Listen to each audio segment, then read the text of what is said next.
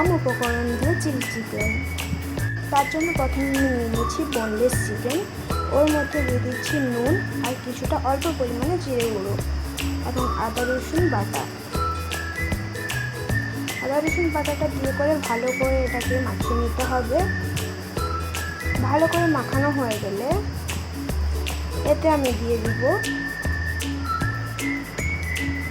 Chilli sauce, soya sauce আর কিছুটা tomato ketchup. এরপর ভালো করে আবার মাখিয়ে নিব। মাখানো হয়ে গেলে এতে দিয়ে দিচ্ছি আমি কর্নফ্লোর। এবার এটাকে ভালো করে আবার ম্যারিনেশন করে নেব। এরপর এটা হাফ ঘন্টা রেখে দেব। এরপর কড়াইতে আমি নিয়ে নিচ্ছি সাদা তেল। তেলটা ভালো করে গরম হয়ে গেলে এতে ওই ম্যারিনেশন করে রাখা চিকেনগুলো ভালো করে ছেড়ে দেবো। এরপর ভালো করে ভেজে নিতে হবে। ভাজা হয়ে গেলে এগুলো একটি পাত্রে তুলে রাখবো। এরপর সবগুলো এইভাবে ভেজে নিচ্ছি আমি। ভাজা হয়ে গেলে ওই তেলে আমি দিয়ে দিচ্ছি পিস করে কেটে রাখা পেঁয়াজগুলো। এরপর ভালো করে ভেজে নেব। এরপর দিয়ে দিচ্ছি কিছুটা অল্প পরিমাণে কুচিয়ে রাখা গাজর। এরপর এটাও ভালো করে ভেজে নিতে হবে।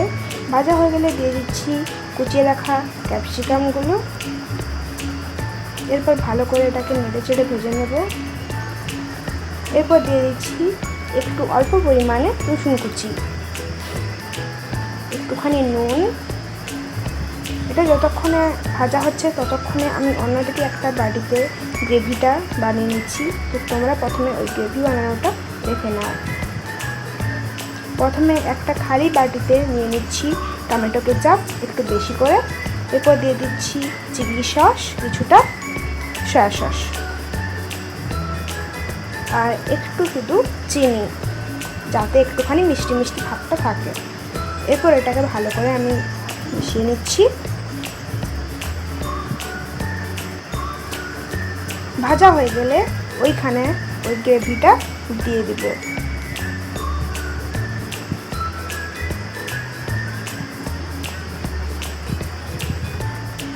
তো আমি ওই গ্রেভিটা দিয়ে দিলাম। এরপর এটাকে ভালো করে নেড়ে নিব। সবগুলো একই সাথে ভালো করে মিশিয়ে নেওয়ার পর এখানে দিয়ে দিতে হবে আগে থেকে ভেজে রাখা ওই চিকেনের পিসগুলো।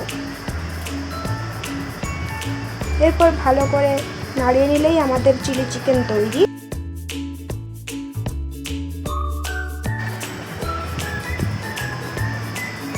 এরপর এটা আমরা পরিবেশন করার আগে এতে দিয়ে দিব কিছুটা অল্প পরিমাণে কাস্তুরি মেথি পাতা। তো এটা খেতে দুর্দান্ত হয়েছিল। তো তোমরা এটা একবার বাড়িতে ট্রাই করো। ধন্যবাদ ভিডিওটি দেখার জন্য।